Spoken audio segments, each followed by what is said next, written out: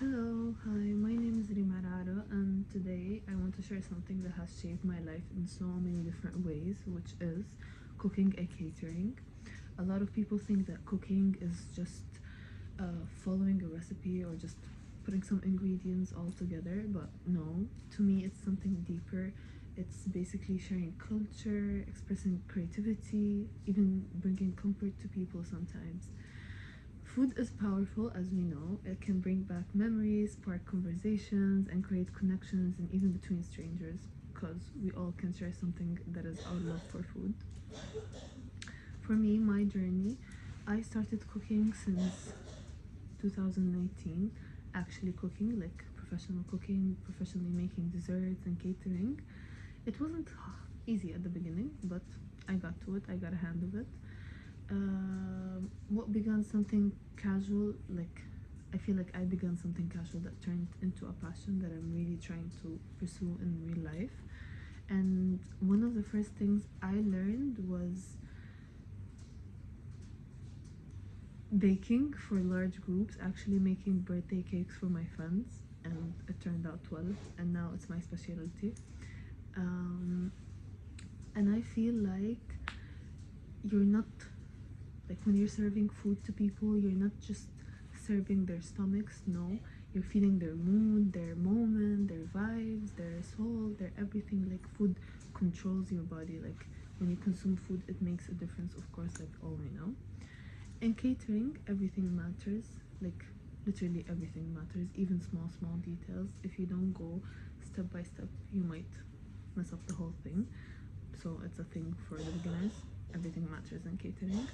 The way you plate a dish, how it smells, the moment it's served, and how you keep fresh food, and how you keep the meal exciting, not like just a regular meal, like we see everywhere. Especially when you're cooking like for large groups, you need to learn how to maintain your calm, to maintain yourself, and you need to be really calm so you don't mess up the food, so everything turns out fine like it's supposed to be. For me, it wasn't easy at the beginning to deal with the pressure, to be honest, but I got a hang of it. Now I can work under pressure and I can cook for several people, and it turned out fine. um, One thing that I really want to talk about is I've realized that people never forget how your food made them feel. And this is something that I really used to hear from my friends.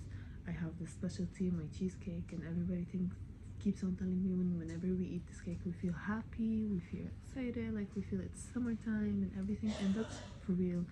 Like, actually, when you're serving the people, you feel like you're serving their soul. And they're always gonna remember you. Because if you serve them something that they really like, you're gonna be attached and associated to this meal that you made them. Um, and they'll remember the taste, the atmosphere, the short effort behind it, and that's what makes like cooking so special. It's emotional. You get to people's feelings through their stomachs. Um, I have tips for beginners.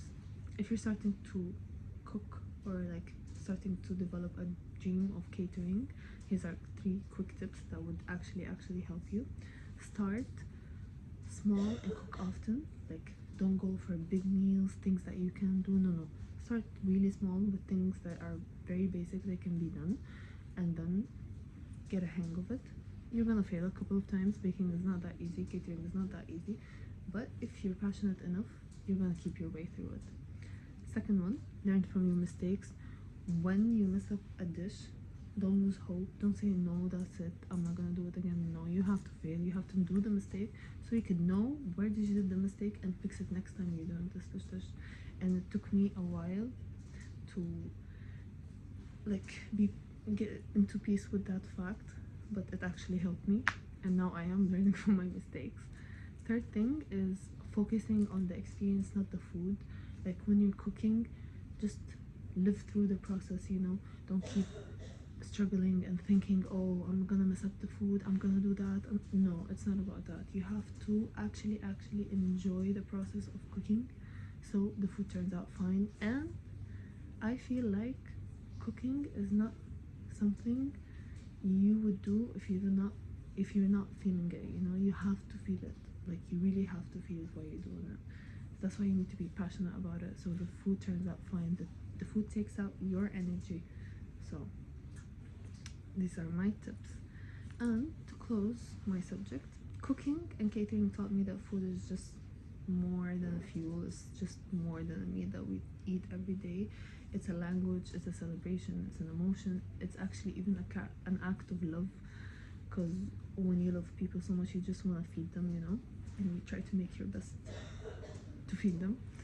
And when you're making a simple meal at home or catering a big event, always remember you're creating something to bring people together. And this is very, very, very nice. Like, for the chef, you know, when you see people around eating your food, enjoying that, you know, food is actually the moment of the event. So that's why it needs to be well done, well prepared, and very tasteful.